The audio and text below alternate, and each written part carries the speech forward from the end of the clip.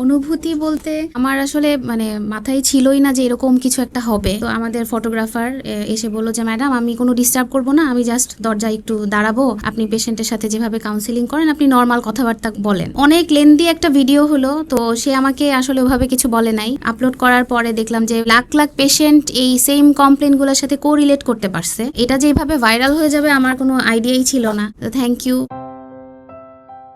পেশেন্টদের উদ্দেশ্যে বলবো যে আসলে এই ভিডিওটাকে এইভাবে ওয়াইডলি অ্যাকসেপ্ট করার জন্য থ্যাংক ইউ। আপনারা নেক্সট টাইম যদি আরো কোনো ডিজিজ সম্পর্কে জানতে চান, আমরা বিশানাই হসপিটালের পক্ষ থেকে চেষ্টা করব এরকম শর্ট কিছু ভিডিও আপলোড করার জন্য।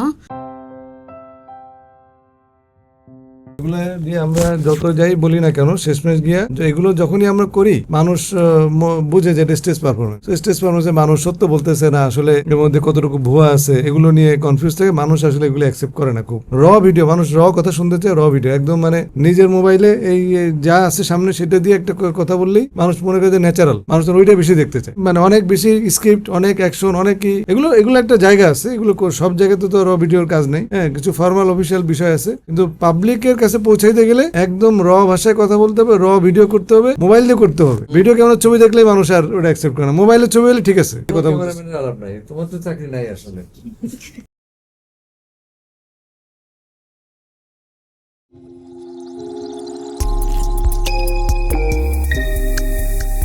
We restore vision.